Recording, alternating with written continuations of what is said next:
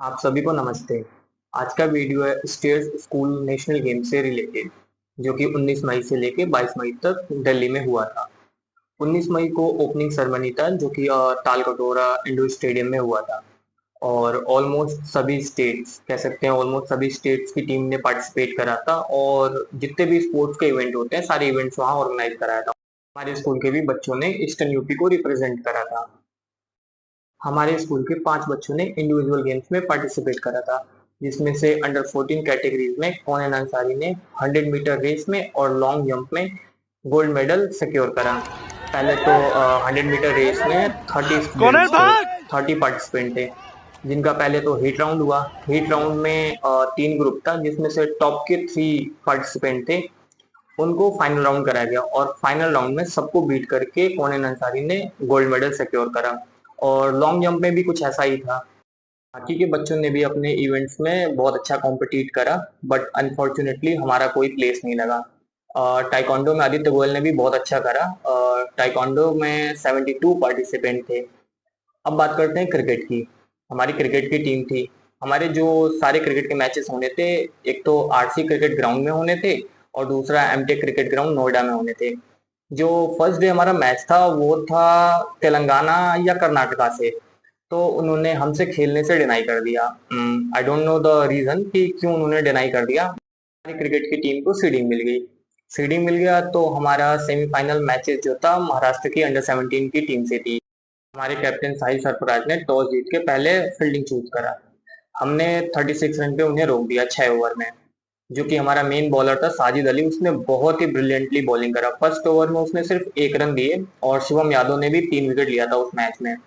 फिर हमें 37 रन के टारगेट थे, तो ओपन करने गए थे रौनक गौतम और आर्यन जायसवाल। रौनक ने बहुत अच्छा बैटिंग करा था, उसने पहले ओवर में 2 छक्के मार दिए थे, है ना, तो टारगेट हमारे लिए बहुत इजी हो गया था। हमने 3 ओवर जाते जाते 8 विकेट से हमने मैच जीत लिया। फिर हमारा फाइनल मैच था छत्तीसगढ़ से। अब छत्तीसगढ़ के मैच से पहले हमारा क्या हो गया कि उन्हें डाउट था कि बच्चे हमारे अंडर 17 में ओवर एज हो जाएंगे।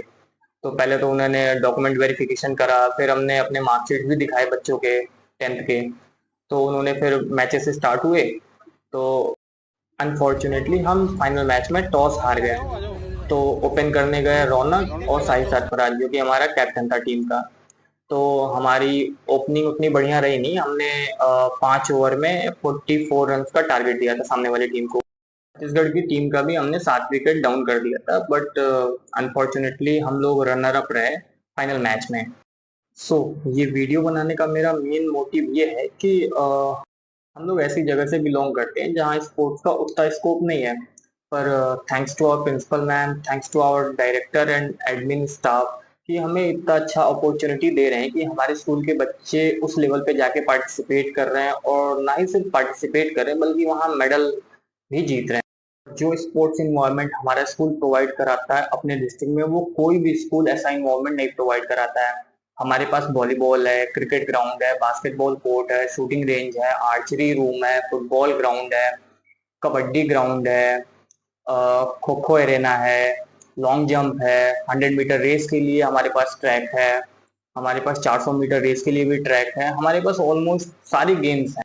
और गेम्स में अगर हम कहें तो हमारे पास बैडमिंटन है, टेबल टेनिस है, चेस है, कैरम है, और मैं बहुत सारी चीजें कमिट नहीं करना चाहता हूँ, पर बहुत जल्दी हमारा स्कूल स्विमिंग पूल भी प्रोवाइड कराएगा।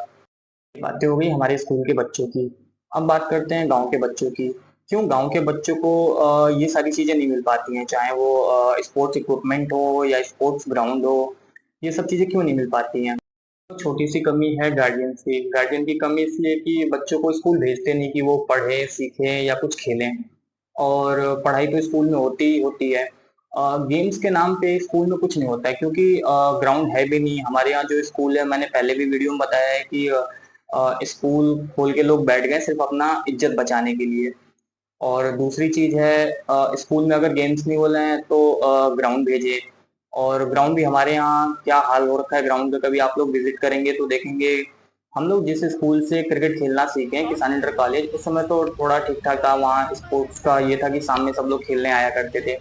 अभी क्या है, उसके पीछे मैंने उस समय भी बताया था कि ये मिनी पार्क है, मिनी स्टेडियम है या ग्राउंड है, कुछ समझ में ही नहीं आता। आप अभी भी जाके देखोगे सारी चीजें ऐसे अस्त व्यस्त बिखरी पड़ी हुई हैं, है ना, किसी को कोई मतलब ही नहीं है उससे। तो बच्चे आखिर खेलने जाएंगे कहाँ? और मैंने बताया ना कि कमी आप लोगों की भी है। अभी कोई भी गेम्स हो, इवेंट्स हो, ओलंपिक हो, अगर कोई मेडल लेके आता है तो आप सब लोग, है ना, आप सब लोग पोस्ट करते हैं कि बहुत ढेर सारी शुभकामनाएं, बधाई, इस बच्चे ने ये करा, इतने कम उम्र में इसने ये कर दिया। तो आप लोग खुद अपने बच्चों को भेजना चाहते नहीं खेलने के लिए, और अगर दूसरे खेले तो आप लोग सिर्फ बधाई देते हैं। यार मैं कह रहा हूँ ना, खेलना बहुत आसान चीज है। ग्राउंड न होने की वजह से ही आजकल के बच्चे ज्यादा फोन यूज कर रहे हैं, वो फिजिकली बहुत स्ट्रांग नहीं हो रहे हैं, बहुत ज्यादा टाइम फोन को दे रहे हैं ना। खेलना तो सभी चाहते हैं, आप अगर ग्राउंड में आके खेलो तो आप देखोगे ना बच्चे बहुत इंटरेस्ट ले रहे हैं, बच्चे आके खेलते हैं, सीखने की कोशिश करते हैं। मुझे अभी भी याद है, जब मैं बॉल डालता था तो हमारे यहाँ एक गोलू भैया है, राहुल जायसवाल करके, वो बॉलर हुआ करते थे ना, बहुत अच्छा बॉलिंग करते थे, बल्कि वो प्रोफेशनल क्रिकेट भी खेला है उन्होंने। तो मैंने एक बार पूछा कि भैया मेरे बॉल में पेस नहीं आ रही है तो क्या करें? तो मेरे से बोले कि सुबह में आओ, मॉर्निंग में। वो सुबह उठ के 5 साढ़े 5 बजे ठंडी के दिन में जाया करते थे। तो मुझे बुलाया, हम गए, फिर बोले कि एक बार बॉल डालो। तो मैं एक बॉल डाला, फिर कह रहे एक बार और डालो। फिर मैंने दोबारा बॉल डाला।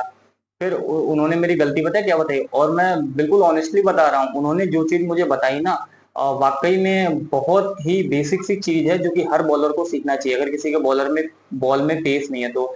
सबसे इंपॉर्टेंट चीज है, उन्होंने बताया कि जो क्रीज है ना, क्रीज का यूज तुम नहीं कर रहे हो, तुम्हारा जो लैंडिंग लेग है वो कोलैप्स कर जा रहा है। और मैंने नोटिस भी करा था कि मैं जानबूझ के क्रीज के पास से बॉल नहीं डालता था, क्रीज से बहुत पहले से ही मैं बॉल को रिलीज कर देता था।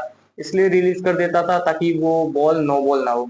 पर उन्होंने मुझे समझाया कि अगर तुम्हारे बॉल में पेस चाहिए, है ना, बॉल निकले, तुम्हारी बाउंसर निकले, तो तुम्हें क्रीज पे से ही बॉल को डालनी है ना, क्रीज से पीछे से नहीं, क्रीज पे से बॉल को रिलीज करो और आगे वाला पैर कोलैप्स नहीं हो।